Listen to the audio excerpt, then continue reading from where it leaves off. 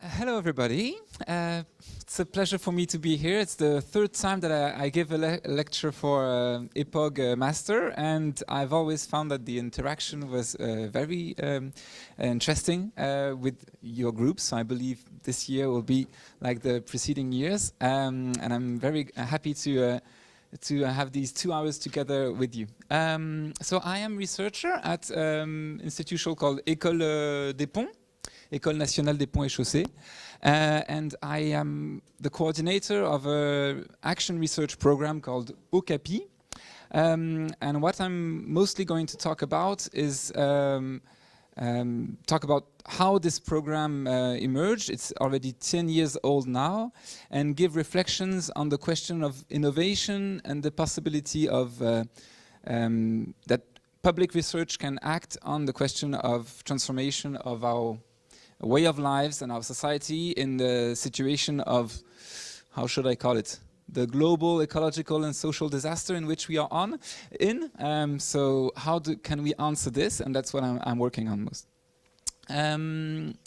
So what I will first be talking about is try to reframe the question of wastewater, which is the main topic of the lab in which I work, in the question of the Anthropocene perspective, because all of our topics have dramatically changed in terms of how should we interpret their functioning as soon as we use an Anthropocene perspective. I will give a few lessons from history afterwards, explain what the new regime we are in now changes, and talk about the current French dynamics on the topic. And finally, I will discuss multi-level strategies for socio-ecological transition. I'm now 40 years old, and when I was about 20 years old, I followed a lecture about climate change. And I think since that time I started an enormous cognitive dissonance, because I was not at all aware about climate change when I was 20 years old. And after this conference, I just spent nights and nights to try to understand what is going on, what can we do. So this was 20 years ago, so at that time it was difficult to talk with people about this, because nearly none of my friends or family would have any idea about what climate change was. And so I'm very deeply implied in these questions of what can we do to answer these topics. It's not only climate change, but global change. And so the last discussion I would like to have with you is what are the strategies that we can use so as to have the smallest chance to do something that is going in the right direction, so as to say. So I'll try to broaden the debate, but I will start focusing on the specific topic I am working on, and which I hope can be extended to many other different topics in our society. So, since I was interested, as I told you, in this question of ecological transition when I was a student, I had the chance to be recruited in the Ministry of Ecology in France, which for me was a great opportunity. And I was working at the water police department. So my job was to take care of the river Seine. It was a very nice job. And at that time, there was a project, a political project called the Greater Paris Project. The idea was to say, okay, we are 10 million people in Paris, but this is much too small in the logic of international competitivity. We need to grow bigger, we need to attract more people, more investment, more buildings, more transportation, and so on and so forth. And this project is called Le Grand Paris, the Greater Paris. I was working in the Ministry of Ecology, local regional direction of Paris. And so the president decided about this project of Greater Paris, and then it arrived on the local authority around Paris. And the question was, okay, we have a political project about the Greater Paris, but will it work? Like, is there going to be enough energy for people? Do we have enough material to build what we intend to build? Is there going to be enough water for the people? Can we manage wastewater, and so on and so forth? So I was in the working group, that was in 2012. that was concerned about water and wastewater for the Greater Paris project. And what we said is that we have an issue with the Seine. So I believe you all have been at least a few hundred meters away from here to see the Seine, and you probably know it looks like this. What most people usually don't know is this picture of 1942. So this is the last time when the dams that enabled for boats to go on the River Seine were put horizontal, so there was no dam at all. And this is the level of the River Seine in the summer if you have no dam. The dams allow to have boats that have at least 5 or 6 meters deep all the time, but in the summer the Seine is a very small river, and it's only the dam that enable it to look like a big river. And we could say it's kind of an artificial lake in the summer because it nearly doesn't flow anymore, but it enables to have boats floating on it. And this is for me the typical example of how the technical transformation of our lives have totally modified the way that we perceive our environment. So, for example, people are not aware of where does the water come from when you open the tap. People don't know where the water goes afterwards when you have used it. Sometimes the children think that the fish are square because they have it as squares in their plate, you know, so this is the global disconnection from our environment. And of course, well, very little people know that the Seine is a very small river that you can cross by foot in the summer, because everybody's used to see this artificial lake all the time. So when there was this political decision of the Greater Paris project, our working group on water and wastewater said, okay, if you want to make even bigger, a 10 million people city, and you are on such a small river, it's going to be very difficult for 2 reasons. First, for having the water for the people to use, but then also because we discharge water after use as treated wastewater in the river. And the main way that this works is that we hope that the river will dilute the wastewater. So, to put it simply, use of water is, for example, the toilet, the shower, whatever else. It goes then into a sewer, which is under the streets. And then all these sewers convey the wastewater to wastewater treatment plants, where it is treated before being rejected to the river. But you can never have 100% efficiency of the treatment in a wastewater treatment plant. This is the actual wastewater treatment plant of Paris that you see here. Which is located 50 kilometers from here. So whenever you go to the toilet here, you have to think that your pee, poo, urine, whatever you put in the toilet will travel for 50 kilometers before it ends up in this wastewater treatment plant. I hope you have the occasion to visit that kind of infrastructure so that you connect yourself with this technical reality of what happens behind what we usually don't think about. And so you can never treat with 100% efficiency in these kind of facilities when nothing is ever 100% efficient. And we have around 99% efficiency in the treatment at this wastewater treatment plant, which is kind of the technological maximum that you can hope for. But there is still too much pollution after the treatment that is discharged in the river, and we consider that the River Seine is not at a good ecological status.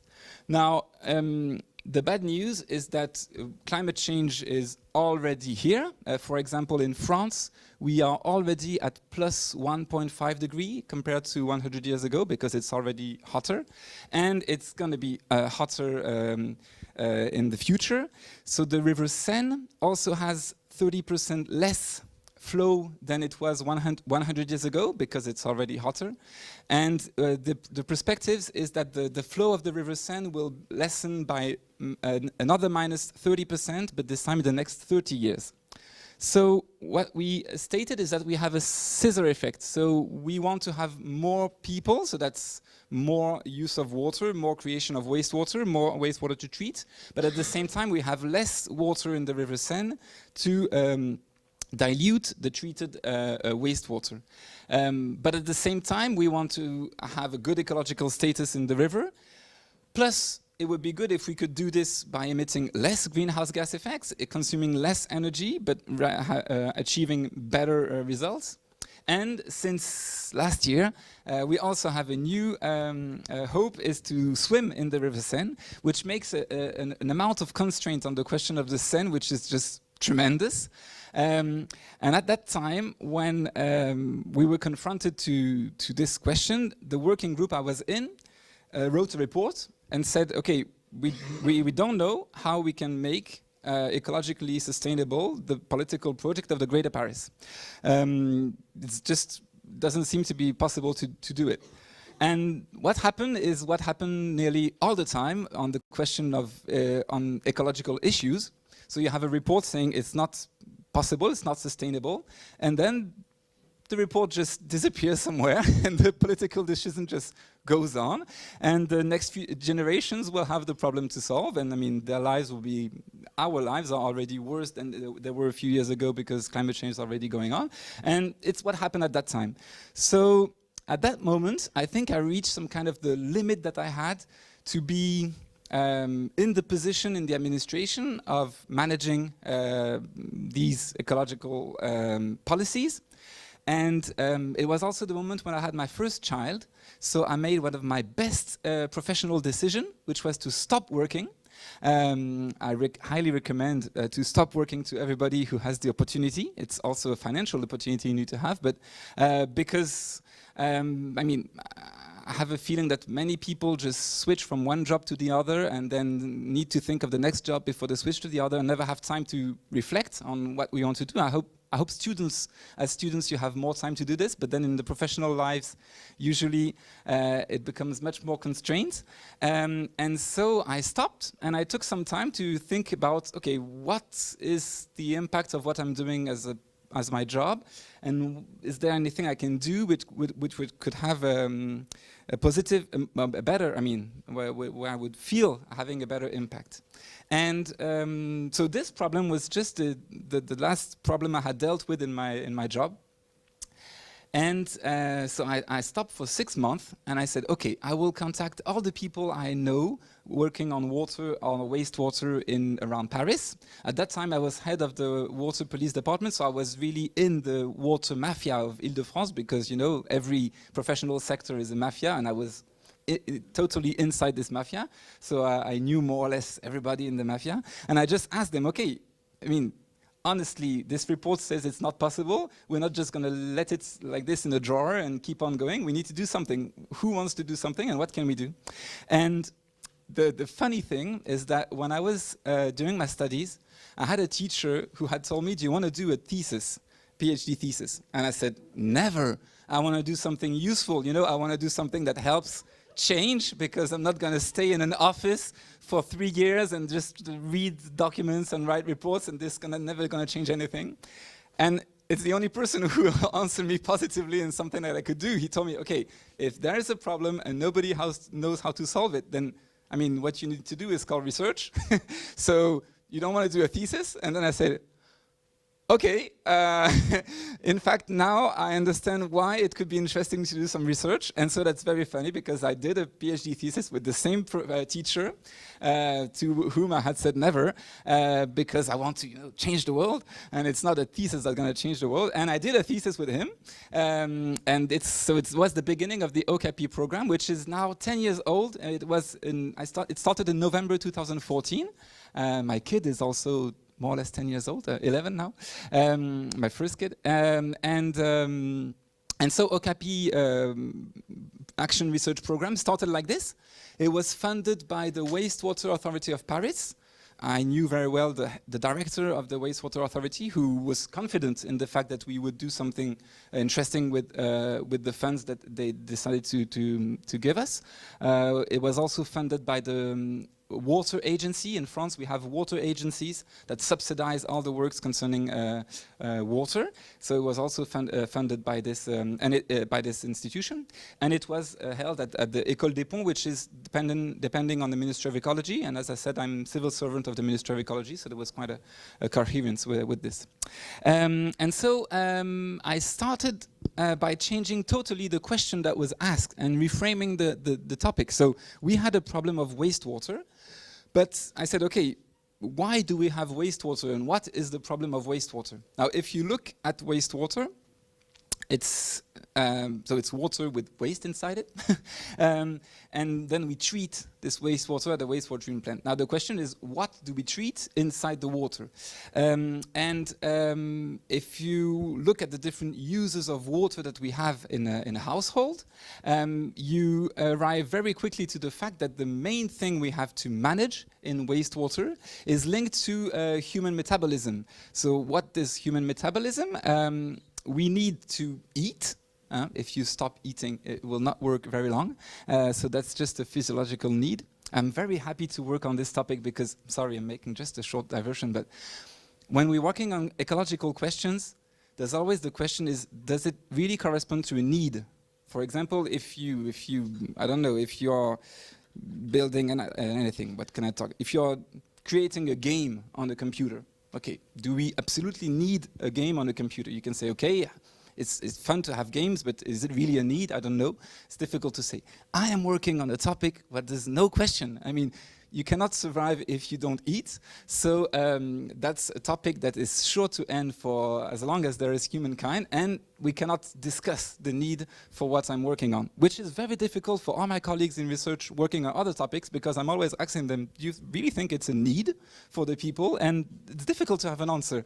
Where does the need start? I mean, we didn't have smartphones before a few years, and it was not a need, but now we have it, and now it's a need. So, well, eating is a need, and we need to eat. I will talk.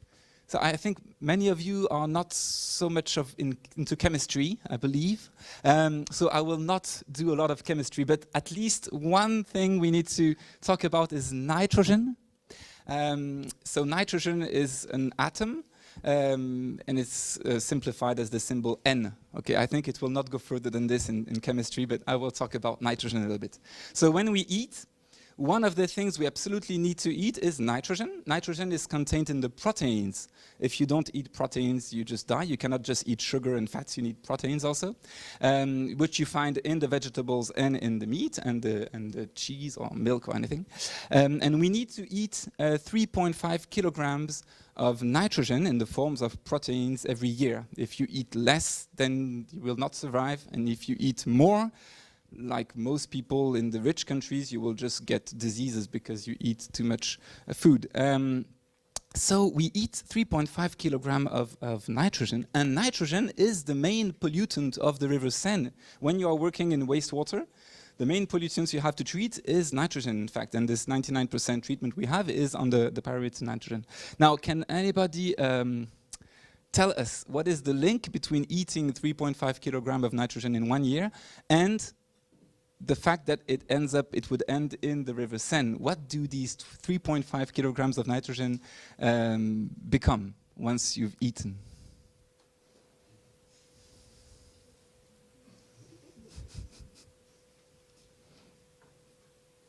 No clue. Oh my God, you're so much disconnected with what happens in your body. I hope somebody has a clue. Sorry? Ammonia in the urine. Yes, okay. So we excrete ammonia in the urine. It's not so much ammonia, it's urea, but it's nearly the same. It doesn't really matter. So if you have, suppose you have eaten 3.5 kilograms of nitrogen last year in the forms of protein, and then some of it will be excreted in the urine in the form of urea. So how much of these 3.5 kilograms you will find in the urine? Any clue? Or anybody else has a clue? 1/3. Sorry, 1/3. Okay, that's great. We are missing 2/3. Anybody have a clue for the other 2/3? Feces? Okay, great. How much of the 3.5 kilograms? Like 80% or something. 80%? Okay, so now we've reached more than 100%, but it's it's a guess. Okay. Any other ideas? Yes. Maybe a part goes to tissue cells and hair, and we lose it by, I don't know, losing hair, skin. Yes, exactly. Another evaluation of the percentage it represents? 15%? 15%. Okay, great. Nobody is talking about just storing it in the body, like growing bigger. Sometimes people think that everything we eat just keeps in our body, and then you ask, well, if you just keep it, then you'll grow bigger everywhere. It's not possible. So yeah, everything that goes in just goes out. The plants, the trees are extraordinary. When they eat, they know how to recycle it. And the animals, like the human beings, they just can't. So everything that we eat, we need to excrete. Otherwise, it doesn't work. Your proposal of the proportion was not exactly what happens. And this is normal. I mean, most people have this idea. So yeah, now I think you understood that my specialty is pee and poo, so we're going to talk about this a lot. For some people, it's difficult to talk about it, so we can have fun with it also. When we are young, usually we have fun. But I'm going to talk a lot about pee and poo now, so just be ready for the rest. And since I've been working on this for 10 years, I don't really have any issue about talking this. But yeah, the proportion is just inverted from what you said, more or less. And for example, you can make an experience starting tonight.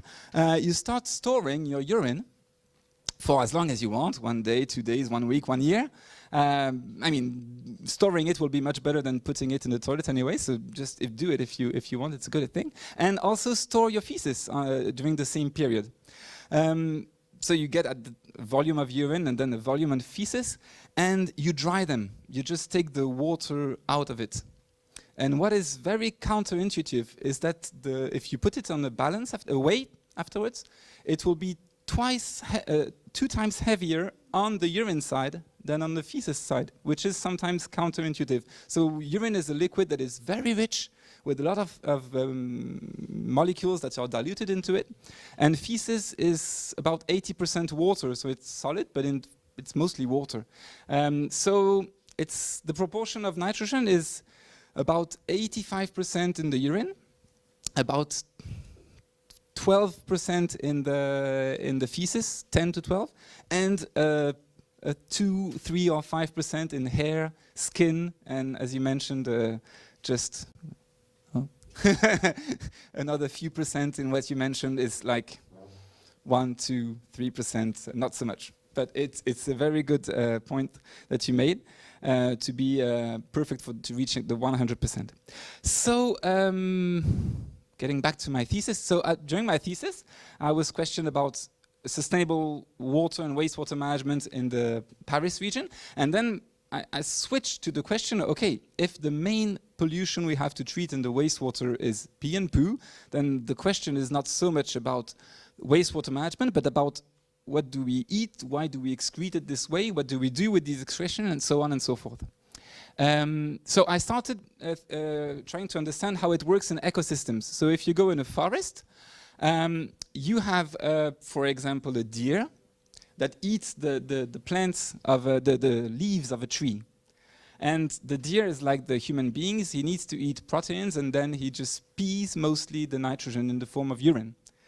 And then you look at the plants and you ask yourself the question, how do they work? Well, the plants, they eat urine. That's their food. If you start to think as a plant for a moment, which I hope you do very often, then you will soon realize that one of your best meal is pee. And so the plant just eats the urine of the deer and makes a leaf with it. And then the deer eats the leaf and it just turns around. So that's the nitrogen recycling in the ecosystems. How does it work in our society? I will do my thesis in very short time with a few figures. So during my thesis, I calculated all the amount of nitrogen that is put on the field, then goes to the food, and then is eaten, then is brought to the wastewater treatment plant, and to understand, to map how this circulates in the society. My field is biogeochemistry or territorial ecology. I try to understand how the society works, not with a description of material flows. I know probably many of you are working in economy. So in economy, you count the flows of money. For me, this is counting the power relationships. Then you mostly count who is powerful in the society when you look at the money flows. My job is to count the material flows. Where does the material flow from one person to the other? And if we add the time that the people spend to work on something, for example, working in a company, or what is this? Or working in taking care of my baby when he was 10 years old, which is, I think, is also kind of work. This is time that we devote to things. And then all the society can decide to say, okay, you don't get any money for doing that kind of work, or you get very low salary, but for this other work, like the CEO has also 25 hours in his day, but he can be paid 50 times the salary of other people. This is just a convenient decision, a social decision of the power we give to each people. So one of our main goals is to materially count what happens and then make it more clear of how the power relationships are decided in our society. Sorry, I'm coming back to my topic. So I mapped the nitrogen flows in Paris. So, for example, we calculated how much nitrogen is fixed in a soybean in Brazil and then imported on a boat to feed a pig in Brittany in France, and then goes to the supermarket where you bought possibly last week your ham to put it in your sandwich and ate it. So we traced all this. It's in kilogram per nitrogen per person, kilogram of nitrogen per person per year. And this is the short result. We eat about 5 kilograms of nitrogen per person per year in France, which is 50% more than what we need, which I saw just before was 3.5 kilograms. And we excrete everything. We have 20 kilos of synthetic fertilizers that are put on the field that feed people in Paris and in France in general. So the system is highly inefficient. And in the end, we have these wastewater treatment plants which have to protect the river. But since all the materials is so diluted in the water, the only process that is possible to use is destruction. So we have only 5% of nitrogen that is recycled in sludge that can be put on the field, but that has a very low recycling rate. To make nitrogen fertilizers, we use fossil methane, natural gas, to synthesize the molecule called urea. And then in this wastewater treatment plant, what we do is that we use fossil methane to destroy the same molecule, which is called urea. And this is what I discovered when I was working on this. And for me, it was just total nonsense, because we use fossil resource to build artificial fertilizers, and then we use fossil resource to destroy natural fertilizer that we excrete every day. And of course, there's a lot of pollutions of nitrogen on the way. So the system is being highly inefficient. There's nitrogen being at the water level, at the wastewater level, but also at the fields level, being sent to the environment, and it brings several impacts, such as non-drinkable water. In France, there's one well that is closed every week because the water is not drinkable because there's too much nitrogen in it, and this has been going on for decades. There's what we call eutrophication. So this is the enormous amount of nitrogen in the rivers. Since nitrogen is the food of plants, if you put too much in a river, then you get many plants, which is algae, and then you get also all the fish that die. It's also a pollutant of the air, because some of this nitrogen will go in the atmosphere, and when we have pollution in Paris, it's very often caused by nitrogen.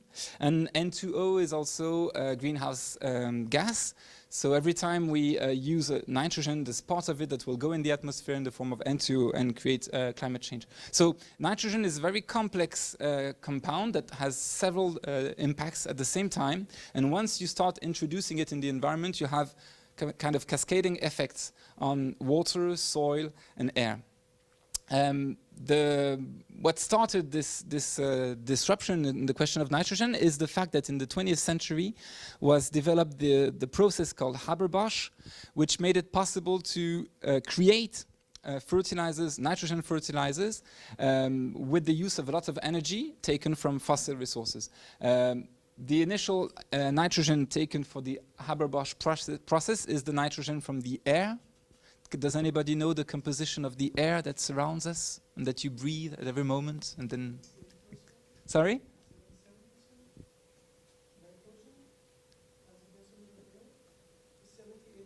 Yes, of nitrogen, and the rest? And yeah, exactly, yeah. Around 78% of nitrogen and 22% of oxygen.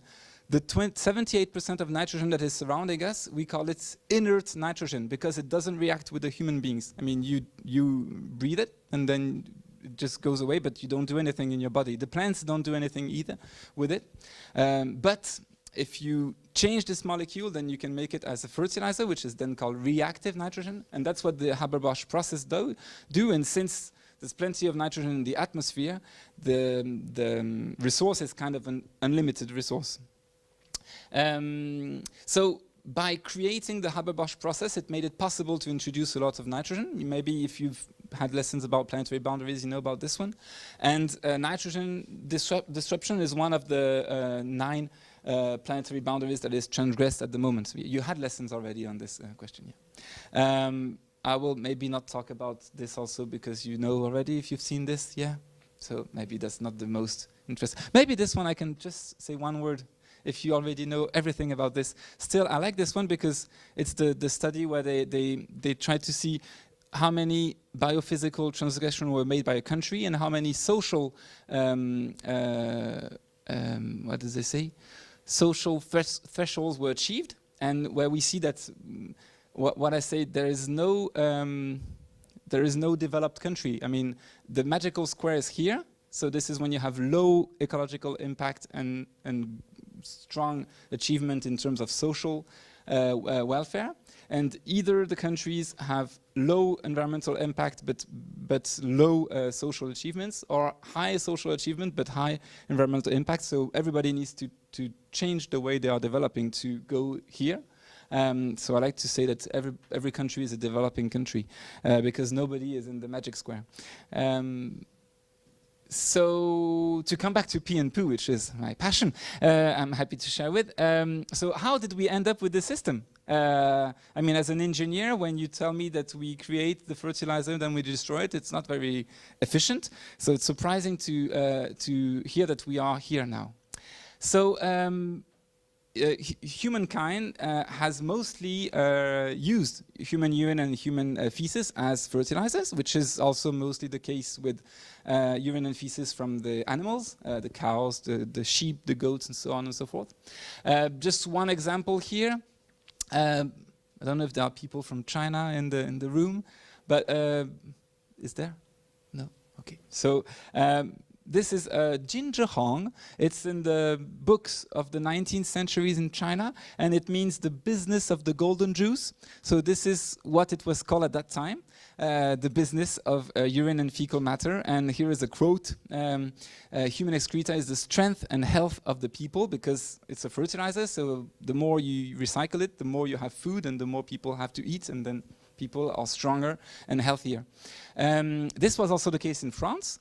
And in fact, in most countries in the world, this is an example of the way that urine and fecal matter were spread on the fields in the 19th century. This is the kind of storage that was at the end of each field to store the urine and fecal matter for fertilization. A colleague of mine has listed 200 patents in France in the 19th century on how can we treat urine and fecal matter to make it as a fertilizer. So there was an enormous interest in the question of this human manure industry. There are plenty of stories that are incredible, like people stealing the urine and fecal matter of others, you know, and people making false urine and fecal matter manure. At the beginning of the 20th century, to be sure that it was not false, the people tasted the matter just to be sure it was not diluted with water, which was not the best solution, but at that time there was no measurement. Afterwards, they started with new instruments to measure, but just to give you an example of what it meant to have a black market on the question at that time. Other examples in the US, poudrette was a process that was developed in France to dry fecal matter and urine, and this is advertisement for an industry that opened next to New York and that was making poudrette with the feces of the people in New York, and that was advertised in the 19th century. Afterwards, what happened is an evolution in the question of what we consider healthy and hygiene. In my PhD student, so after my PhD, I supervised other PhD students, and as I told you, I'm still doing some research, so I found it interesting as a way to do something I find useful. So Paul Minier was one of my students who defended in 2023, and he studied the question of the risk associated with fecal matter, because as you're probably aware, fecal matter has a risk of transmitting diseases like gastroenteritis, like cholera, like typhoid, and so on. And in the beginning of the 20th century, when you read the wastewater books of engineers, they say, okay, there's a big risk with fecal matter, we need to manage this risk. And so they try to understand, how does the risk come from one person to the other? Is it by hand? Is it by water? And how can we safely recycle human feces as a manure without transmitting the disease? That was the question at the beginning. And then afterwards, people started to have water in the houses. With urbanization, we had water in the house, and a new device appeared, which is the flush toilet. Before the flush toilet, like for example here, you would never imagine that the students here at the time when there was no water in the houses just brought with them 30 kilograms of water just to flush the toilet when they go to the toilet. Like for a room like this, we would need just today to have brought maybe 500 kilograms of water to the first floor just to flush the water. Okay, it doesn't work. So there was no flush toilet. But when you just press the button, you don't feel that the pressure brings you so many kilograms of water. So when the water arrived, with the help of pressure and energy, then the people could have a flush toilet, and the people adopted it. They said, wow, flush toilet is great because you don't have to carry anything, it's odorless, and it's all beautiful. I mean, you don't see anything, especially in the cities where people wanted to show that they were different from the people from the countryside, okay? In the countryside, you are your feet in the earth, in the mud, it's dirty, but when you're in the city, wow, you're beautiful. And the best would be if we could not poo. I mean, that would be really great, because then we would be pure citizens, you know, a real bourgeois. But the problem is that even in the city we need to poo, so people are very happy to have a device that is pure white, and then once you've pooed, it all disappears and you don't see anything and it becomes white again. And you can forget that you are a human being and that you need to eat and to excrete, and you can just think yourself as something incredible that doesn't need any link with the earth or anything. And that's what happened at that time. I mean, people just became to be more and more interested in that kind of device. And so there were sewers in the cities, but the sewers were made to collect the rainwater. When it rains, if the rain just stays on the street, especially when the streets started to be with concrete and then the water couldn't infiltrate, then they built sewers. And when the water was brought to the people just connected to the sewer, which was very convenient. And at that time, the engineers started to say, okay, look at this Metcalfe and Eddy book, 1914. It is in our opinion that in general, protection of public water supplies is more economically secured by water purification at the intake than by sewage purification at the sewer outlet. What does it mean? It means, okay, we can just sacrifice all the rivers. It doesn't matter because we know how to treat water and to make drinkable water from it. So there was kind of a decision to sacrifice all the rivers. Okay, so then people just can't swim in the rivers. It's difficult to use to have mussels or oysters or anything when you're next to the sea, because when you eat them, you get the gastroenteritis from the person who was just a few kilometers ahead. But if you forbid to swim in the rivers, and if it's possible just to treat the water from the rivers, even if they die and there's no more fish in it. So that's basically what happened in the Western world. The sewer killed the rivers. And in a few years afterwards, they said that, okay, at the beginning, we were thinking a lot about the problem of transmitting the diseases, but in the end, it appeared that there is no so much disease. So in the end, the only topic is comfort.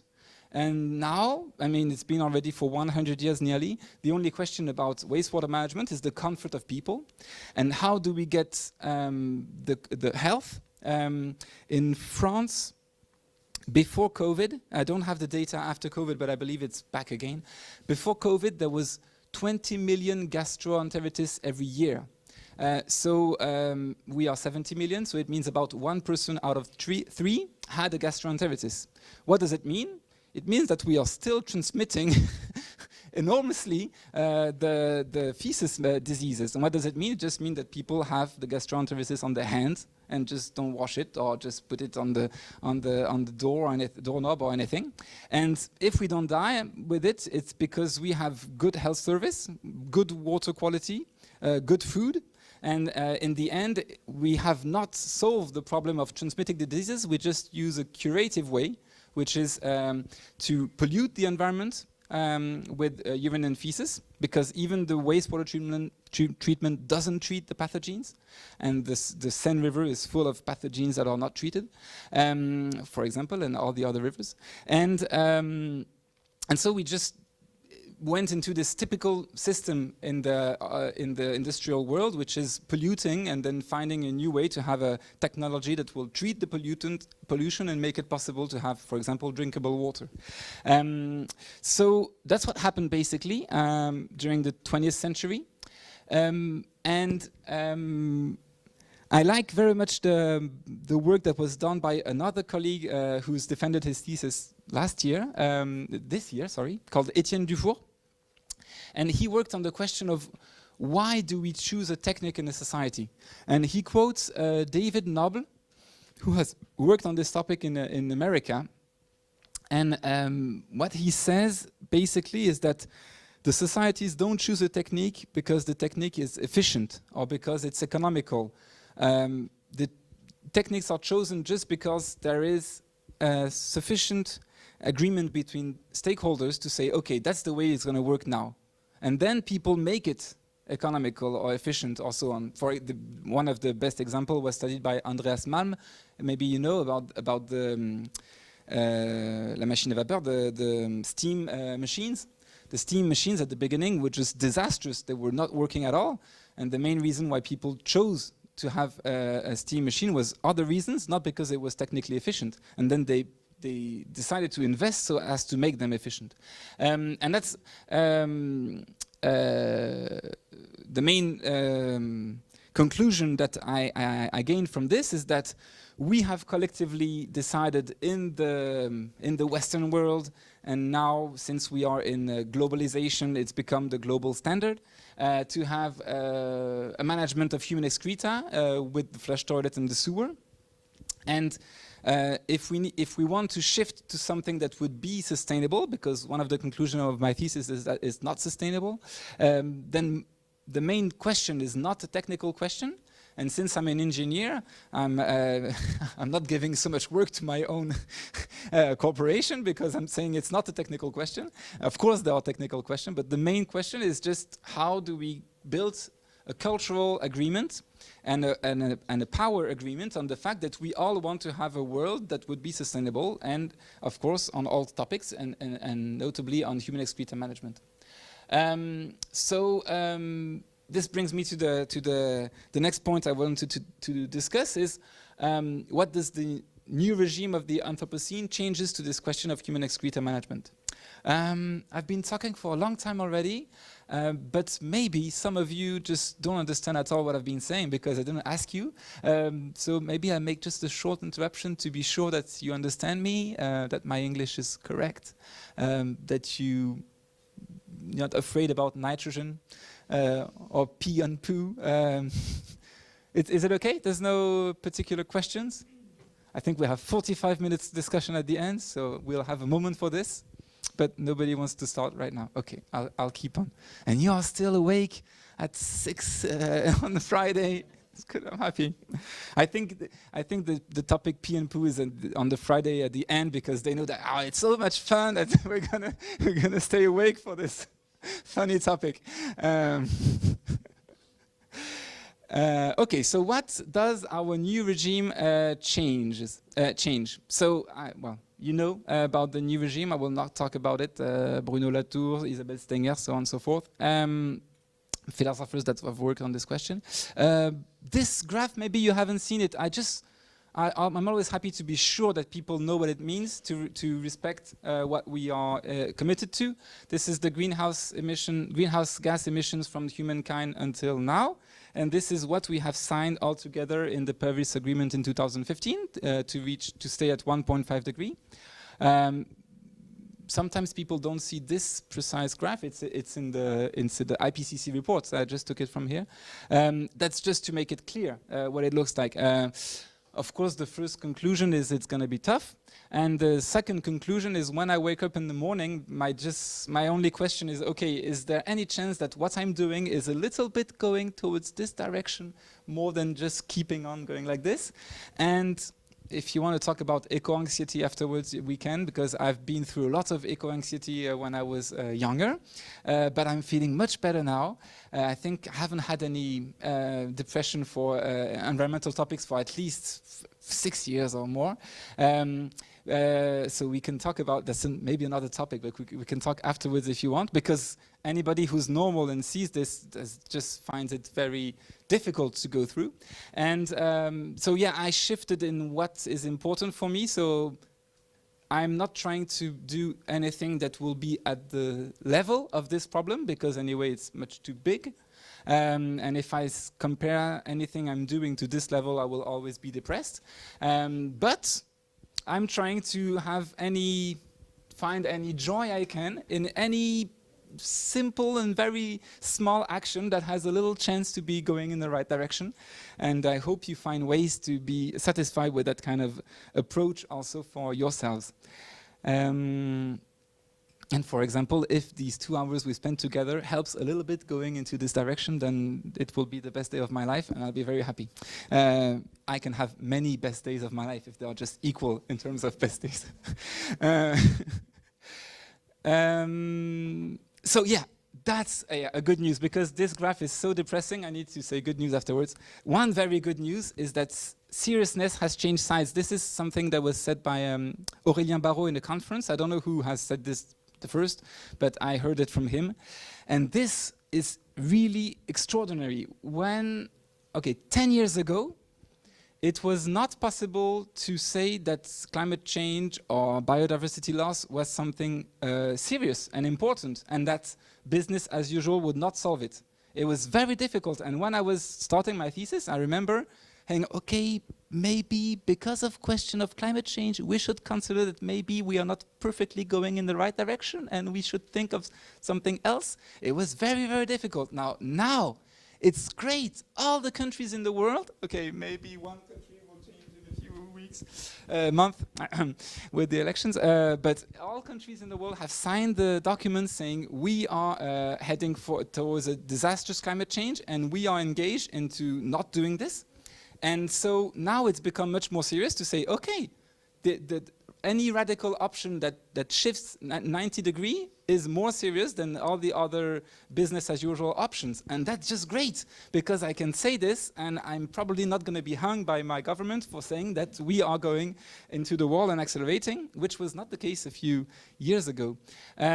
So, I mean, I find that we have had, unfortunately, in the world, it's not the case for all countries, of course. I mean, talking about the French situation when I'm saying that I can say this and not go into prison, into jail. But after the moment where there were, I think, heroic whistleblowers about the ecological disaster, at least on the paper now, it's written that we are committed to changing this.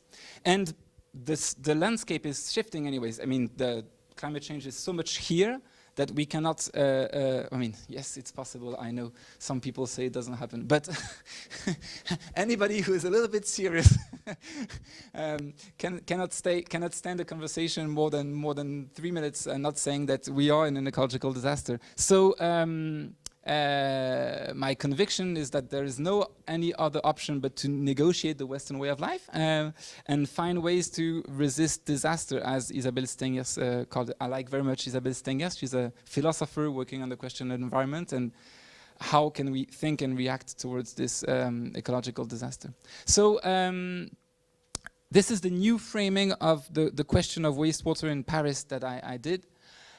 Since sewer management of human excreta is both, so I didn't demonstrate everything because I don't have time, but please trust a little bit that it's the results of our research. Since the sewer management of human excreta is both economically, environmentally, sanitarily, and socially inefficient, it has only one positive point: it's comfortable. Okay. What are the alternatives of management that enable to respect planetary boundaries and social justice, and how do they interact with the global shift in human society organization in the Anthropocene? So these are my research questions now, which are much more different than the initial question of how do we make wastewater management in Paris. But I think it's the frame that we need to address for a transition. So again, after this depressing graph of the greenhouse gas emissions, I will talk about the current French dynamics, and maybe one of the reasons that I'm not so much depressed is because we are living a fantastic dynamics on the question of pee and poo in France. Trust it or not, people spend their times in the newspapers, in the radio. My colleague Marine Legrand was interviewed yesterday by France Culture, which is a great radio media, and she talked for 1 hour about pee and poo. It was just great. So I'm super enthusiastic about this. We even had this week, on Monday, the president of the strongest syndicate of agriculture. It's like not people using a lot of natural fertilizers, who said that yes, it was interesting to consider urine as a fertilizer because we are 100% dependent on fossil resources for fertilizing. So yes, it could be interesting to think about other options. So we are in a very strong dynamics. So how did it happen? So in the years 2000 in France, it was not a serious topic. Okay, so there was no public policies on the question, no regulations, no academic research on the topic. There is an enormous socio-technical lock-in. You know about socio-technical lock-in, yeah, on the question, because I mean, everybody has a flush toilet. It's what you learn at school. Nobody questions it. You don't even think about it. And there's a path dependency of the infrastructure. There is nearly a total disconnection of urbans and farmers. I mean, people sometimes have remembered that they had grandparents that were cultivating their land, but the link is usually is very often lost. And we have a cultural project also, a cultural problem, sorry, of disconnection. I like this example. I was talking to this of somebody in my family, and I was talking about the question of water and poo. And I was saying, she told me, what is your job? And I said something like, okay, my job is to protect the rivers so that people stop putting their poo in the river.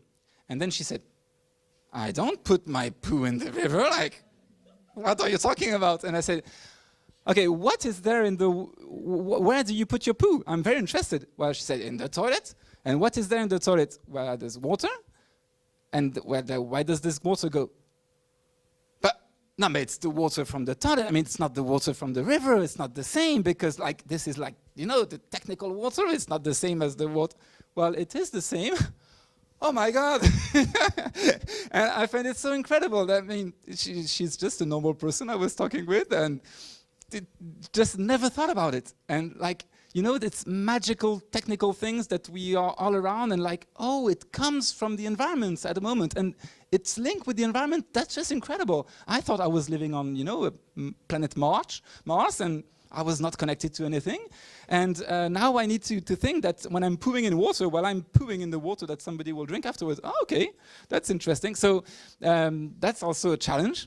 Yeah, and in the 2000s, we had, yes? I was wondering, is there no separation of these systems? Like, that's what I'm getting. It's what I quoted before, here. 1914. We have the technological possibility to take whatever quality of water and make it drinkable. So we don't care. We can pollute the environment. Who cares? Technology will save us. We can make drinkable water from anything. So let's just destroy the environment, and then technology will save it. This is what's written in the Metcalfe and Eddy book in 1914.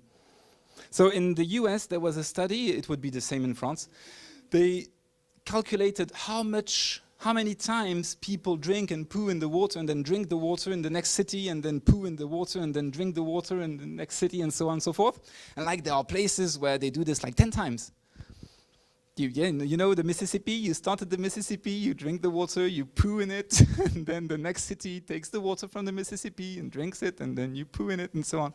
So like, yes, that's the way it happens. But anyway, all the water in the planet Earth is finite, so it just keeps going on all around. But in the end, yeah, it's what happens.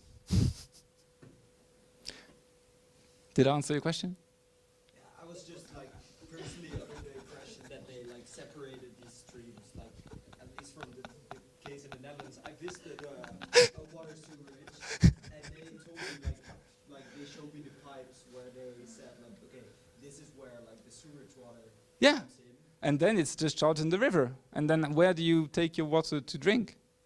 Well, I thought that like yeah, there's the filtration process in the middle. Like, Yes. before it goes back into the river. Yeah, you treat the wastewater, but you don't treat 100%. And especially, there's a directive, a wastewater treatment directive in Europe, and it's been just voted like last week. And it's incredible. They talk about all the contaminants, nitrogen, phosphorus, and so on, and they don't talk about one, which is diseases and pathogens. And so there is absolutely no obligation to treat any pathogens when you treat wastewater. It's just out of the scope, because we don't have cholera anymore in Europe, so we just don't care. So when you treat the wastewater, some of the pathogens will disappear because you treat it for carbon, for nitrogen, but many of them will just be discharged in the river, and there's no obligation of anything.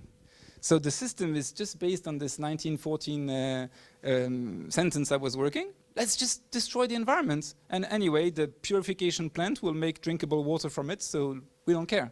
And of course, the industry who treats the water first to the wastewater treatment, and the second industry that treats the polluted water to make drinkable water are very happy about the system. I mean, we could have just no treatment of wastewater if we don't create it, and then we would not need to treat the water from the river because it would just be drinkable.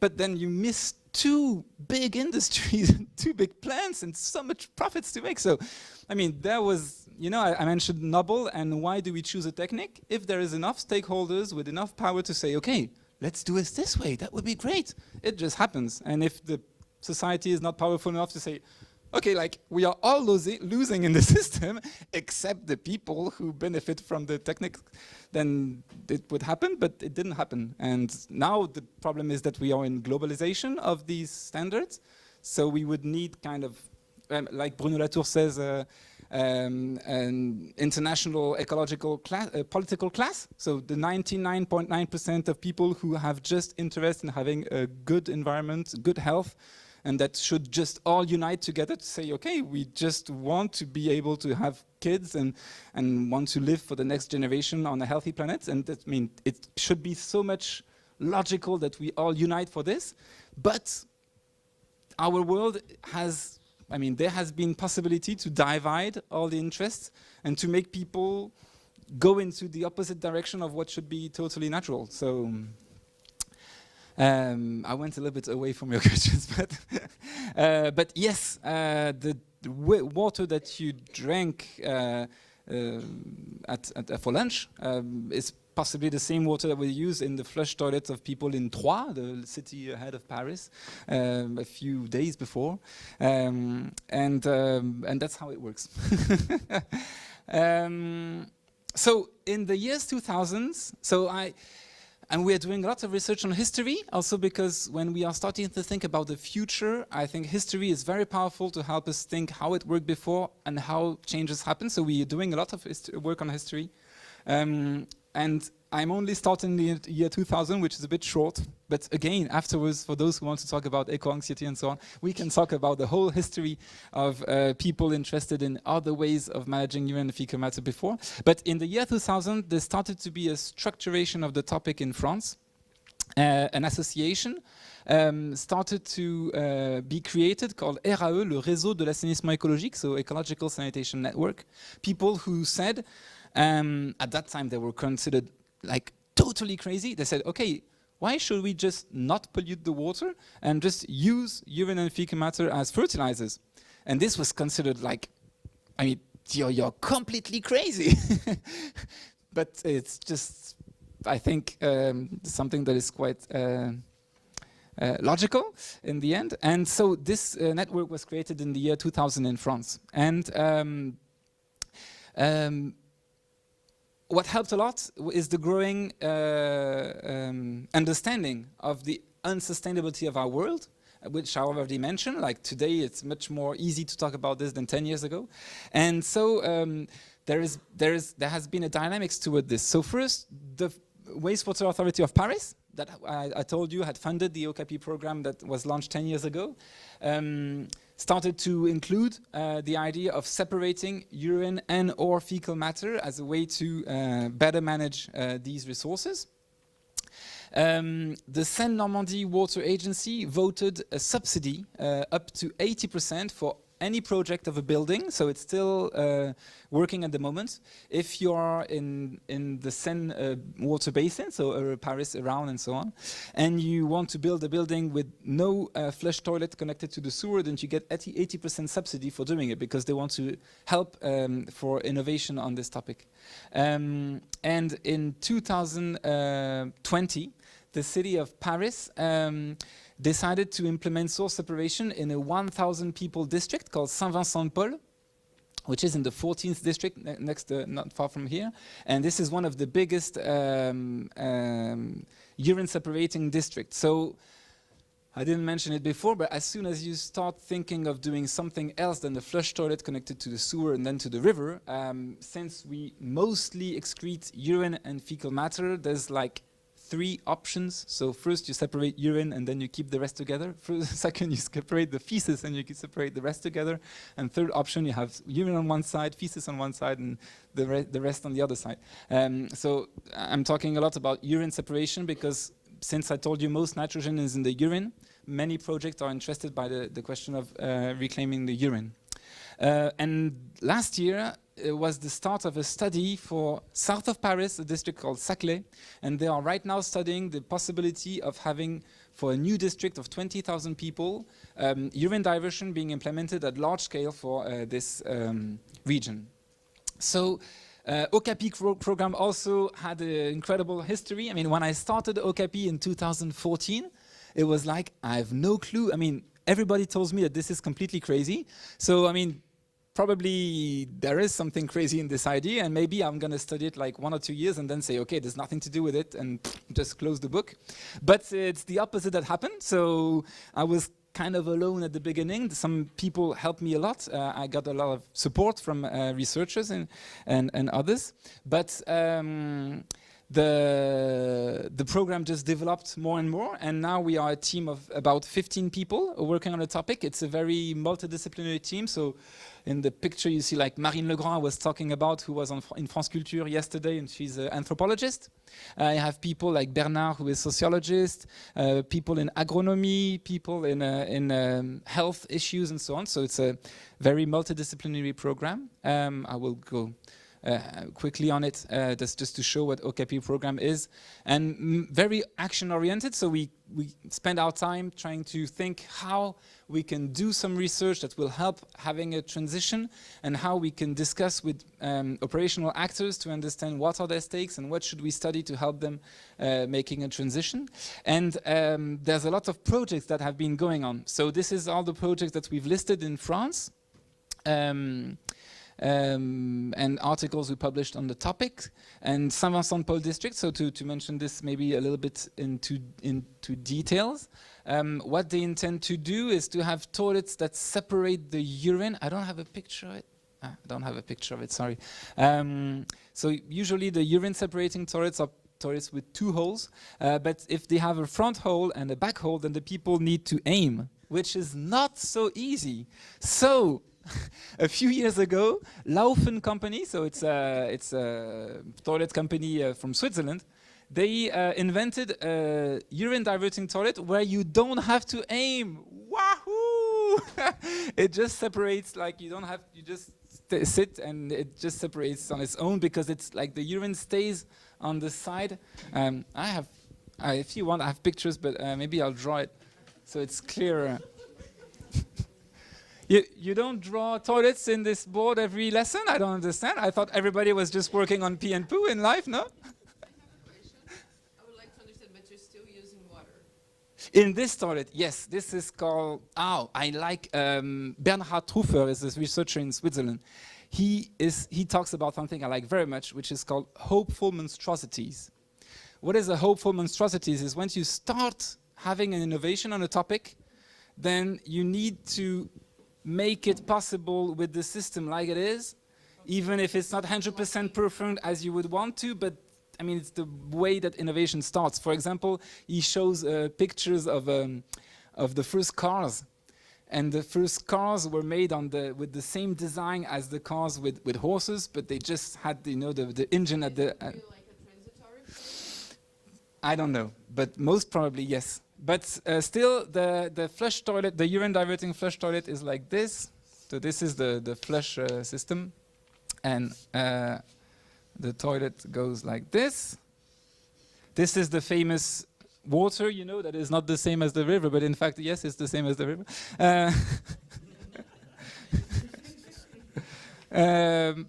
Up. Sorry, I'm bad at drawing. Our program is very multidisciplinary, but I am not the drawer. I have a designer. We have a designer called Louise Raguet working with us. She's much better than I am, but I'll try. Louise, please help me. Up to draw a toilet. All right, it's not perfect, but that's the way it is. So instead of having a toilet where you have, this is the view from top is best. Up. Okay, this is the usual urine diverting toilet. You pee here and you poo here from the top, and from the side it looks like this. That's the usual urine diverting toilet. And the one that was designed is this way. So when you pee here, the pee just slides on the side and goes there. So it is installed already in a few buildings. It seems to be working. Is it a hopeful monstrosity? I don't know. I mean, I cannot tell you what it will look like in 20 years. Maybe people will laugh and say, there was this guy who went in a conference and told me about these super toilets, and now everybody just thinks, oh my God, this is so stupid. But I don't know. I mean, today it's the thing that is possible to implement, and we do it. But you're still needing to treat the water for the pee and for the poop, but they go through different methods? Yeah, so here, the city of Paris said, okay, we are going to do something super innovative, which is the case, but we'll start with the pee. That's already like good innovation. And so they just divert the pee. All the rest is treated the same. So feces goes with the wastewater and then to the wastewater treatment plant, to the sewer, and the pathogens still go to the river and so on. But in Paris, if you want to swim, for example, for the Olympic Games, what we do is very simple. The sewer is 50 kilometers long. So anyway, the feces, it's for the next people. So that's the main way that we manage the problem of swimming is just discharging to the next city. Okay, now if you want to swim in the next city after Paris, it's gonna be tough. But the Olympic Games were in Paris, so it's okay. Somebody's raising their hand. In this toilet, it goes with the feces. Now, if you want to start doing something, I said you could start collecting urine for 1 year and your feces for 1 year and put it on away. Maybe you'll not do this. But one thing you can start doing sometimes is maybe just put the toilet paper either, the best would be to compost it maybe, or to the bin. It couldn't, maybe half of the people on Earth don't use toilet paper. And among those who use the toilet paper, another half doesn't put it in the water, but put it in the bin. I believe in this room we have all the possibilities of, I also love talking about how to clean your anus. That's great! Should we use water or toilet paper? I'm sorry, you only have 2 hours. We're not going to talk so much about it. But yes, in this system, the toilet paper goes in the water, and sometimes I think it's a good way to start thinking. Maybe, okay, the toilet paper, if I've just peed, and I have just urine on the toilet paper, maybe I should not put it in the water. You can start with this, and then maybe afterwards, other fluids will go in other directions. If you separate the pee like this, do you need extra pipelines for the pee? So this is what happened, yes, in Saint-Vincent-Paul district, there's a specific urine sewer, so it's already built. The people have not moved in the flats, but you can already see the urinoduc, the urine sewer. It's already put on the ground, and it's so designed to collect the urine to a storing facility, and then they calculated the amount of trucks that we need to come and take out this urine, because the truck is the way we usually transport things in the city. Maybe this will change also. I mean, I think it's a monstrosity, but it's the way it happens today. And it's not. And so they decided to implement a process with concentration. So the idea is that there's 1,500 people, and with all the urine for 1 year, there will be only 3 trucks coming out with fertilizer, and these fertilizer will be used by the city of Paris itself to grow flowers for the gardens and for the of the city of Paris. So that's the plan at the moment. And yeah, I have figures here, but I go fast because I think I'm talking too much. So yeah, we have studied this socio-technical lock-in. I recently had a discussion with Christian Binz at EAVAG in Switzerland, and he studied socio-technical locking in water innovation. So if you could, for example, use rainwater, or you could recycle grey water or anything like this. And he evaluated what is the strongest socio-technical locking and the strongest difficulty. And he said, wow, pee and poo is like the top difficult thing. And so this is maybe depressing, because like we're never gonna manage. But I totally reverted the sentence and said, like, okay, if this is the most difficult challenge we have, maybe if we manage to do source separation and urine and feces, then maybe we have the key to do global transition, because we have like reached the summit of socio-technical lock-in. So we'll see each other maybe in 10 and 20 years. You'll tell me if we've managed the socio-technical transition of pee and poo, and if we've managed the global socio-technical transition. But in the meantime, we are studying it, and globally, just to make it short, I would say there's 2 main difficulties. The first is knowledge. Just like people don't know that urine and fecal matter are fertilizers, that you can do anything else with it. And when you build a building and when you think of it, nobody just thinks about it, so it doesn't happen because the thing is not here. And the second point is social norms. Like, since now everybody is used on the idea that we are all pure beings that do not stink, and we have only white toilets that are superb, then it's not possible to, you know, make pee and poo and put them on the table to discuss about it. So this social norm makes it also difficult. That's, I would say, the main 2 topics for unlocking the socio-technical lock-in. So I will finish talking before we have questions. I'm a little bit late, but not so much, I think. Thank you. And I will end up by opening the question. Okay, what can we, that's my question every morning. Okay, what can I do in front of this ecological disaster we are in? And to put it in another way, as I mentioned before, how can we act on cultural values and power relationships towards sustainable management of human excreta? So, to make it, to start with talking about human excreta, if the question is a physiological need that is not debatable, we need to eat and we need to excrete. We have 3 levers to change the system. The one is the diets, the other one is beforehand agriculture, and the last one is afterwards, how do we manage human excreta? This is the GDP of countries in the world, and this is how much protein you eat. So it's quite incredible, the correlation. I mean, the richer the country is, the more protein you eat, because it's just a sign of richness. And so now we have countries where people die because they don't have enough to eat, and here countries where people die because they have too much to eat.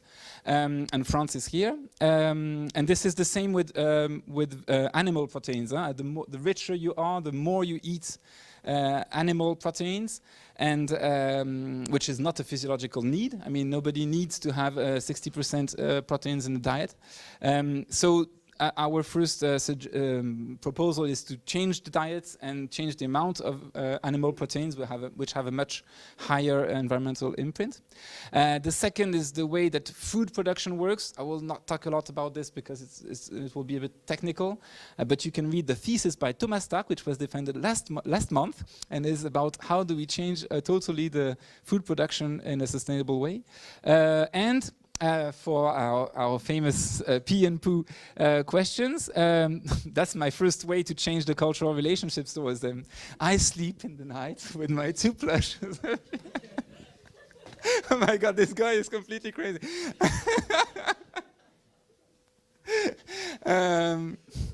Okay, OCAPI program started 10 years ago. I said, I think at the beginning when I was starting OCAPI program, I was not saying these things. And I'm thinking now, wow, in 10 years, if I'm still doing this, what will the students endure from me? Please tell him at the end if what I say is total nonsense and I will not be invited anymore. Because I'm not sleeping at night with the plushes. So, well, I mentioned the main topic of source separation. So this is the volume of water we use, and this is the volume of urine and fecal matter. And the idea of separating is because it's just a very little volume and it's all the pollution or resources. Do it as you will. And, oh yes, in fact, it's a bit longer what I'm going to say before we have the discussion. Can I keep you on for 5 minutes, 10 minutes? We still have half an hour afterwards to discuss. So what can we do on the question? Well, first, we consider urine as a fertilizer, which maybe is already the case for you. I mean, who discovers the topic? Or when I've been talking about separating urine and fecal matter, who discovers the topic here? Or everybody knew about it before? You discover at least one person? Okay, you don't dare raising hands, it's fine.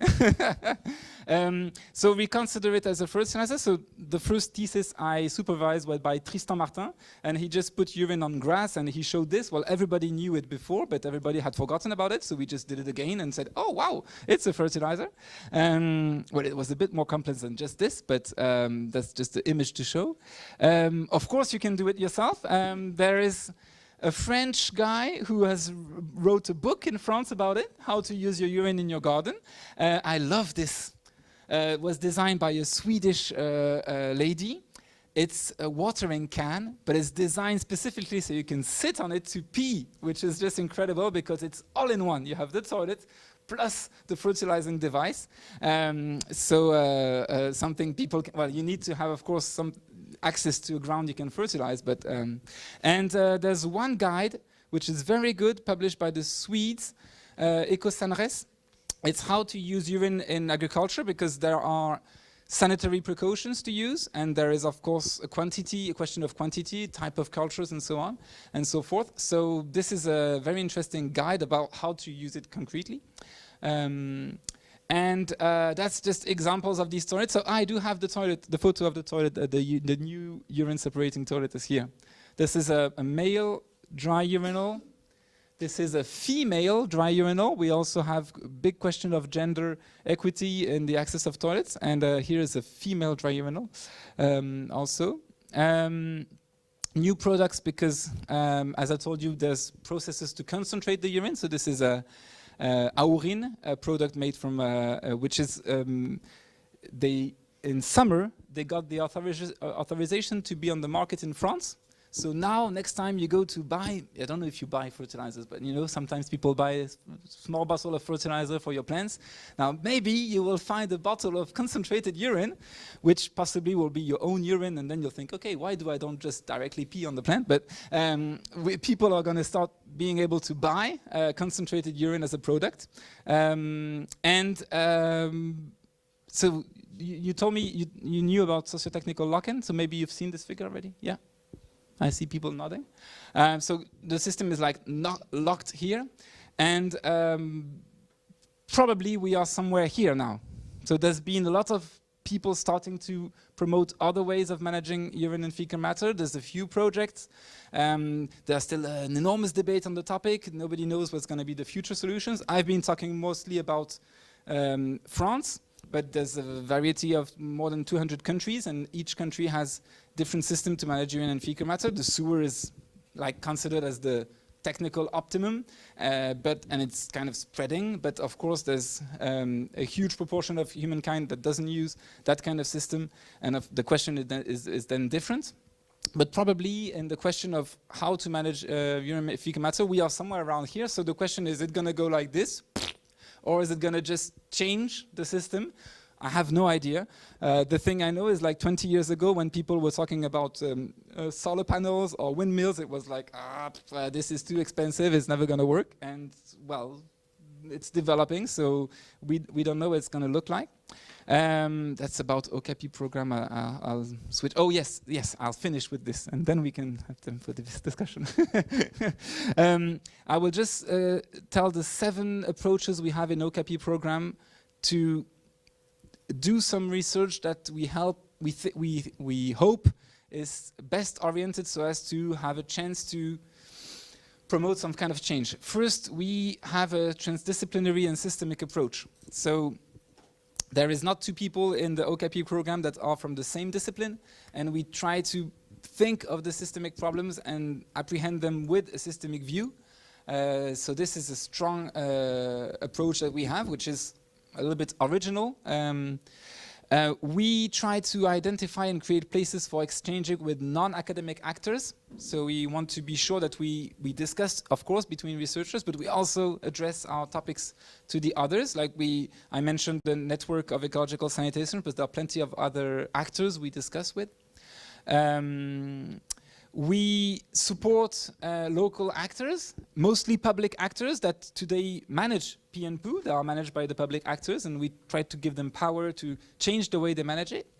So I will mention Paris, but there's plenty other places where Lyon also, and we publish documents on the topic.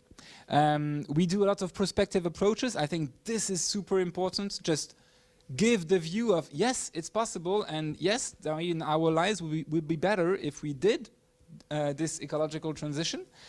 So we demonstrate this by making a prospective approach. We just published scenarios a few months ago on global transition of our societies, not in which we don't talk just about pee and poo, but other aspects also, to show the coherence of the global transition. We identify the weak signals, so as researchers, we focus a lot on like one building, but it helps for people just identifying it and helping the dissemination of the. So this is a building with dry toilets, for example, in Grenoble. We make new situations emerge. So we are developing ourselves demonstrators. So we spread urine on fields south of Paris for our experiments. This is a bread that was made from the wheat that was cultivated with the urine that we shared with the people to discuss the topic. And recently, in September, we had the official inauguration of the first, it's not the world first, but it's the European first urine voluntary depot. So in south of Paris, just from here, it's a few minutes by bicycle.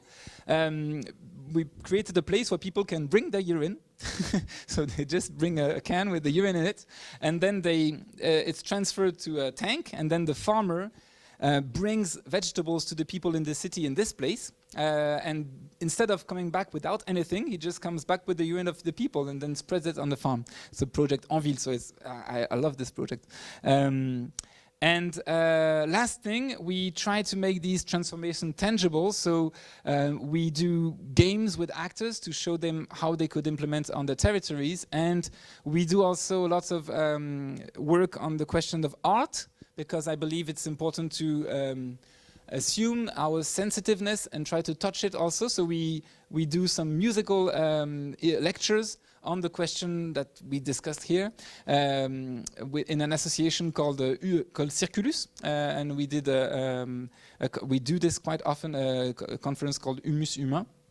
And okay, that's afterwards. Sorry, just that's my conclusion. And tac tac tac tac. Oh yes. So last two slides, and then which will open for the discussions. How can we act, as said, on these cultural values? I think that's one of the main goals that we have, and power relationships. A few questions that we can ask about it. First, is it dirty to poo in sawdust, or is it dirty to poo in drinkable water? We are making surveys of people, and it's very funny because we have the two opinions. I mean, some people tell us, it's disgusting to poo in dry toilets, it's not possible. And other people say, you poo in drinkable water, that's just disgusting. So we are now in this, moment where we are in a cultural middle, I would say, about this topic. Demonstrated at all different scales, and something that will probably be important for your community, because you are, I think, very international, as usually every year. I hope that we manage to find a way to stop deploying the northern solutions everywhere, which is happening today with globalization, but instead starting to think as each region of the world having its own characteristics, having its own problems. The flush toilet typically has been designed in places where there's a lot of water, and we are deploying it in places where there's no water, which is complete nonsense. The question of strategies for change, which we'll discuss afterwards if we have, when we have time. So to conclude and open for the discussion, maybe the combined management of wastewater and human excreta is a historical parenthesis. I don't know what's going to be the future. This is a mixture that is happening at the moment, but it was very rare before. It's been dominant in the last decades, but is it going to last? The socio-technical locking is huge, so it's an enormous difficulty, but if we deploy a sustainable system, it's globally coherent with other changes in our society, and I hope that on this specific topic it can help addressing collectively all the other aspects, and help making something politically coherent for transition in general. Before we discuss, I have something I've brought with me, which is linked with our musical conference I talked about and our demonstration of the topic. Because when we do this conference, we explain mostly, more or less, the thing I explained to you. And then we usually finish with the proposal of eating biscuits that we've made. So if you want some, I have brought them. You will have understood that the wheat from which we do the biscuits, and then the flour is wheat that was fertilized with urine, and you can just not touch it if you don't want. You can eat them if you want. You can just smell if you are surprised. There is no urine inside it. The urine was put on the soil, and then the wheat grew, and then the wheat was harvested, and so on. And since I've been talking for a long time, I'm hungry myself, so I will start by eating one, and then you can do what you want and share the biscuits for the discussion.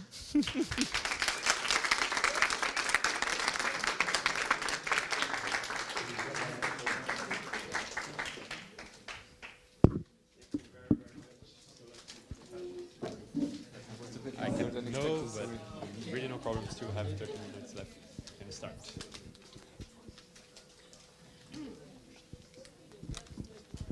Hi. First, thank you. This was really interesting. I'm Felice. I'm from Brazil. I have two questions. One is, as you were saying, regarding the toilet paper. What would be, in your opinion, the best way to deal with it? And the second one is regarding if you would imagine like the perfect solution, how would you be treating like poo and pee if there was no like lock-in? Can we have three questions, and then, or you prefer to do it like I will need to write them. I will forget them otherwise. I'll be quick then, maybe. So I will not debate about washing or using toilet paper. Do as you wish, but one is using water, the other one is using wood. So it also depends on the ecological situation. But then if you use toilet paper, if you put it in the water, it will be there will be energy consumed to destroy it.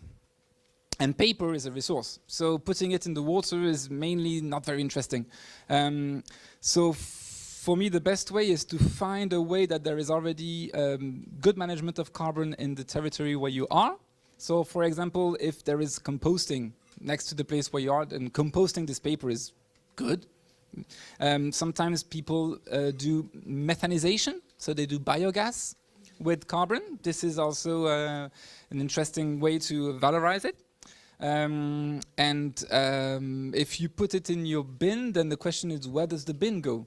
If the bin is towards incineration, then it depends. If this incineration is for heating buildings or anything, it's not totally stupid to burn wood, because paper is wood, and to heat with it. So then you could do this. But then if the bin just goes into a hole, it's not very interesting, and it will emit gases which will pollute.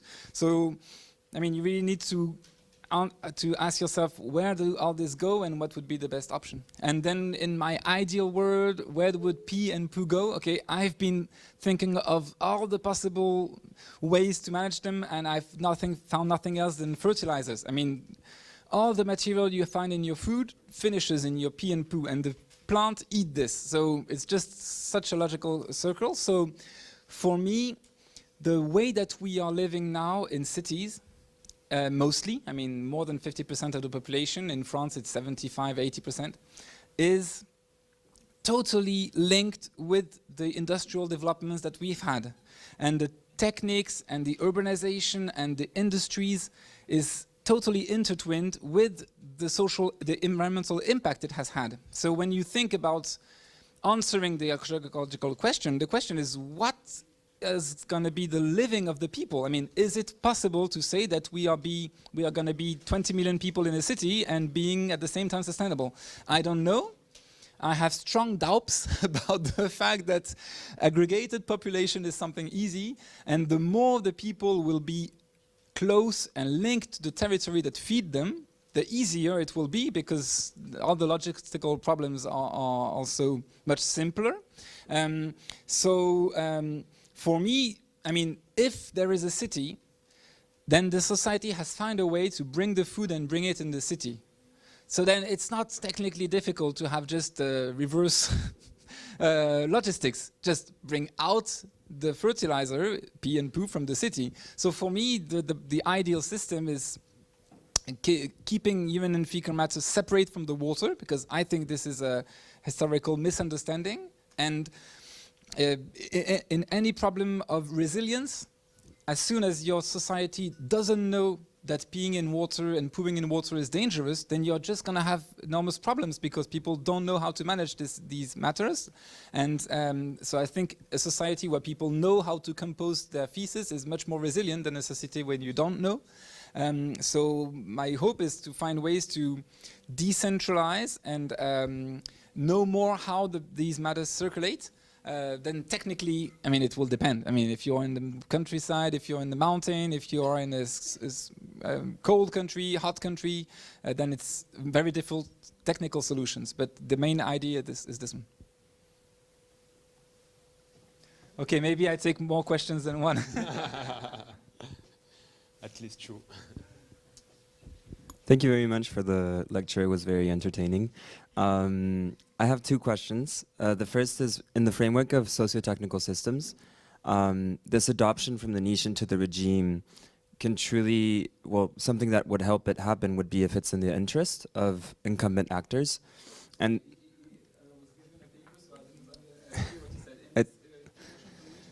yeah, in socio-technical systems, there are incumbent actors, and for it to be adopted into the regime, it would also kind of have to be in their interest. And I was wondering what the current state of that is, because this interest is often economic. So you mentioned a couple of products, but what is like the current state of the economic incentive for changing this regime around pee and poo, and like the returns on investment or the efficiency? I think you had also some statistics on the efficiency of procedures of fertilizing and also separating it. And the second question is also regarding the government, with the framing around human waste and water provisioning. and this shock of kind of popping the bubble that you're actually drinking what used to be feces. Is there hesitance from the government, or in your kind of working with the government, is there hesitance toward addressing this issue publicly, because you would kind of have to first acknowledge and tell people that it's an issue, and pop their bubble that they're drinking wastewater, in order to kind of justify investing in this infrastructure or implementing these changes? Or how do public officials react to kind of this framing in a public sense? Can you have a second one? Okay. Hello. For me also it was interesting. I am Zulfia from Azerbaijan. I have also two questions, but one is controversial and another one similar maybe to Aaron's one. So you mentioned about urine using as a fertilizer and for the purpose of tackling climate change. And maybe in aggregate in France, it would reduce the usage of fossil fuels, or maybe if we adopt it for the whole world, we would like reduce in one sector. But since we live in a system where we promote growth and more consumption and stuff, so even if we reduce in one sector, it doesn't mean we would stop extracting fossil fuels, and it will find other markets to do so. So my question is, what do you think about this, questioning one sector, or doing individual projects would really make sense, make a big impact in terms of tackling climate change? And my second question is, you mentioned things that is actually maybe in our daily life very basic, but we are not aware of this, and I assume many people are not aware. And why we don't see many any project that is saying, for example, very basic action, let's say putting our toilet papers in one bin that would go to this recycling place or whatever, and it would make quite big change, but for some reason we don't see such very basic projects. Is it because they don't seem very attractive for project funders, or what is the reason why we don't have such initiatives which would just change our one behavior and would have a big impact? Thank you.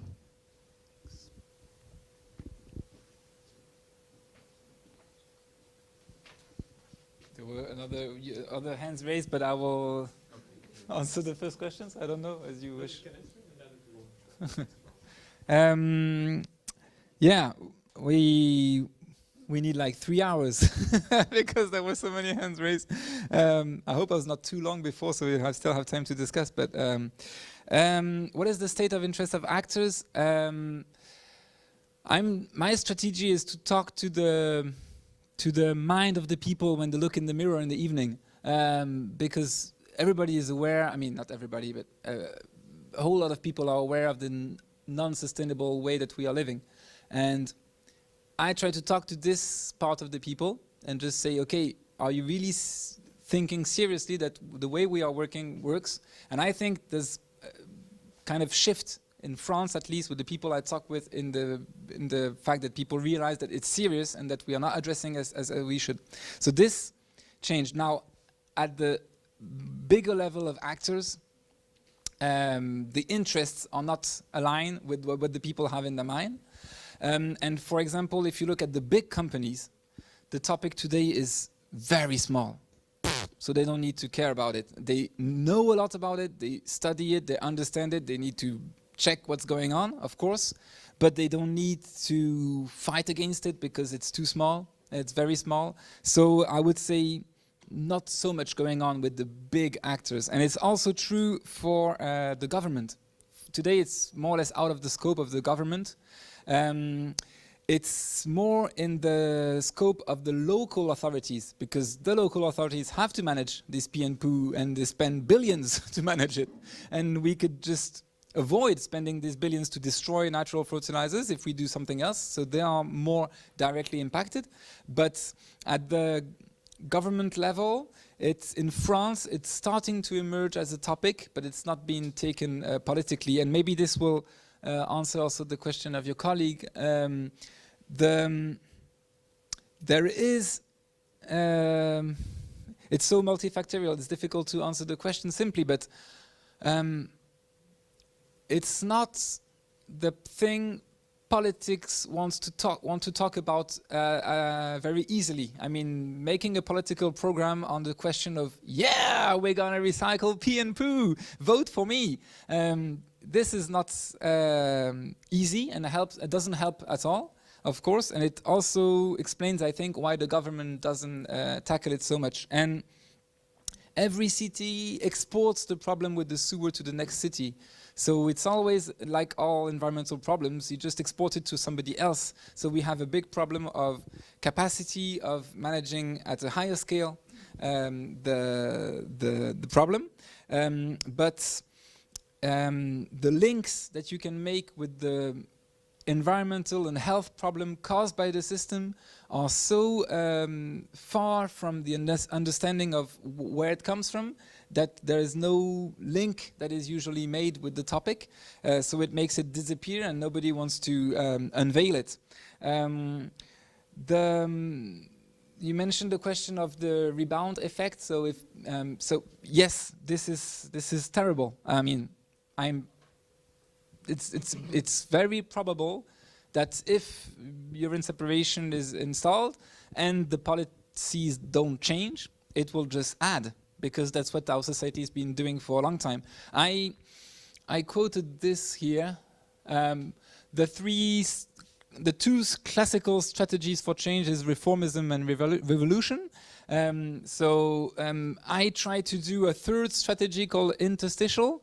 So the interstitial strategy is to do things where you can, in the margin of the places where it's not regulated and it's possible to do, and just hope that it will make it exist and then make people shift in their minds and think about the possibility of doing elsewise.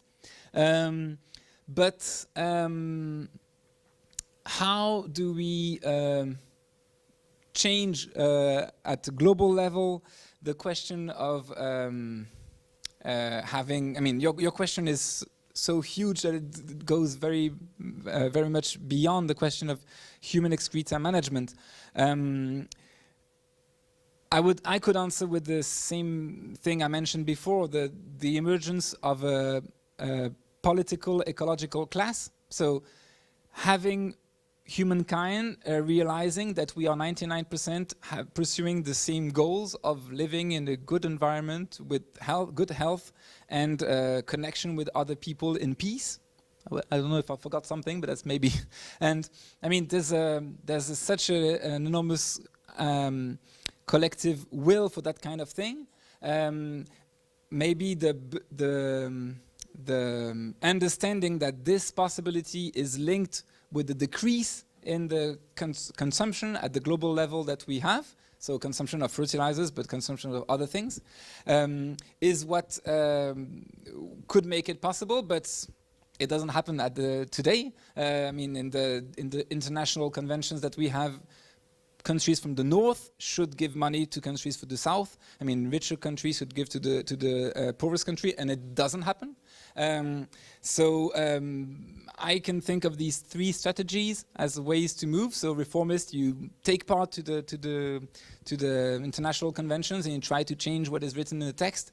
Revolution, you hope for a revolution to happen. Usually it's difficult to make it happen. The question is, if it happens, is it going to be worse afterwards or better? So prepare it to be better at least. And the interstitial strategy is the one that I mentioned, is trying to make things exist and hopefully change the imagination that we can have about what could be a better world, make it exist in some place and make it visible as a possibility. And I think this is possibly creating desire for collective desire for a better life. But yeah, difficult question.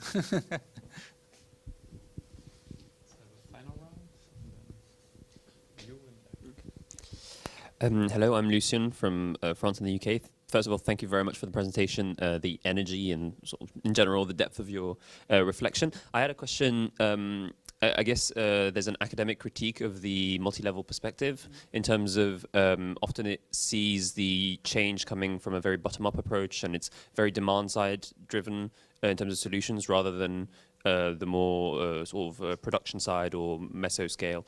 But then in your presentation, you showed how in the 20th century, the change of the implementation of the sewage system really happened because there were some people that got together and just sort of generally agreed that this was the socio-technical system that they thought would be good, and then the efficiency and economic arguments came afterwards. So then how can we try and apply that today rather than focus on the, oh, we should change people's perspectives and, you know, a more sort of demand side thing? How can we then look at the actors that implemented the system in the first place to try and find a solution? I suppose then the problem is that we don't really have room to build more, which is what they did, and it's the point that you were making about more and more and more. And so then my question would aim towards retrofitting. So, and it's something that you didn't necessarily touch upon in the presentation, so if you could just expand on retrofitting, please. Hello, my name is Matilda. You said in your team you also work together with a sociologist, and I had a sociological question. So basically in the picture, poo and pee recycling is currently still a niche. And I was wondering, is that niche sort of more associated with sort of like an upper class ecological thing? So for example, even the cookies look more like you might imagine sort of rich Parisians who are trying to be ecological? Or is it more something that we might see starting to be implemented in local regions where they're really having to make budget cuts and then they're like, okay, we'll try this innovative thing if it also cuts costs?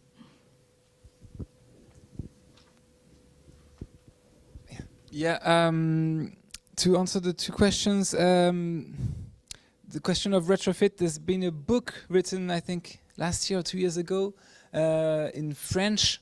I don't remember the title exactly. I think it's called Héritage et démantèlement or something like this. So the fact that we are inheriting for all the infrastructures we built, and the question is how do we not necessarily destroy them, but retrofit, as you said. So we have this question with the sewer and with the wastewater treatment plants at the moment. What do we do with this? We have made studies about how these infrastructures could work with the deployment of source separation. If the transition happens at the same speed as it happened in the 20th century, then it's about the time that we need to rebuild the infrastructure anyway. So it doesn't. At the beginning, it doesn't. It makes them work better usually when you have less pollution resource coming to the wastewater treatment plant. But mainly the question of the speed at which it can move depends on what type of technique you implement. And today, what we are working on is it possible to have a totally disconnected system where the toilet will be kind of a concentrator of fertilizer from which you take the fertilizer out of it. If we have that kind of device which doesn't exist at the moment, then you could imagine deploying it very, very fast, and then the existing infrastructure will nearly only have water that is very little polluted in it. So then even if this infrastructure doesn't work very well, it's no big deal because then it doesn't convey so much pollution. But then you need to have these infrastructure in the houses that work correctly, and it's always the big question about decentralized system versus centralized system, and it's usually a topic also that people are confident with the centralized system because that's what we've been doing for the last decades, and people are very much afraid of decentralizing, but it's also because you lose power when you decentralize. So that's the question, which makes a link with the question of rich and poor because, I mean, if I say it this way, in France, today the people who develop source separation are mostly poor people. It's people who are in the countryside. And the law says that if you want to destroy your urine and fecal matter in the correct way, that it costs like 10,000 euros to install a small destroying unit in your garden. And the people who don't do it are people who don't have the 10,000 euro to respect the law. And they say, okay, I don't care, I will not respect the law. And I'm happy because I'm doing something more ecological. Usually they install dry toilets, and they compost it in the backyard. And for the rest of the water, it's water with not so much matter in it, a little bit of soap and so on. And they use very simple systems to just filtrate it on wood chips, for example. And this system costs about 2,000 euros. So today, the people who do source separation in France are people who don't have the 10,000 euros and who just implement small, simple solutions. Now, when you go at the bigger level in the city, people don't have the possibility to have a dry toilet on the 5th floor, because then what are you going to do with your pee and poo? So you need the municipality to take care of it. And that's when you have also the rich citizens that maybe work in this in this wastewater authority and are eating the biscuits and thinking about, okay, why? What kind of solution should we implement? And that's where we are now. In French municipalities, you have plenty of people saying, this is totally crazy. You have people saying, okay, I know about it and I think we need to do something. Some people saying, okay, maybe tomorrow there will be a super wastewater treatment plant that will be not consuming energy, not emitting greenhouse gas, and managing to have nitrogen on one side, phosphorus on the other, and recycling everything. Okay, this doesn't exist at the moment, but some people think, yeah, maybe tomorrow we'll have this super technological solution, so then we don't need to change the toilets and we don't need to change the sewer and everything stays the same. So you have all that kind of mindsets that exist at the moment. And I think it's possibly a topic that is taken by the two extremes, the too poor to implement the solution and the rich enough to have the time and the possibility to think of the alternatives.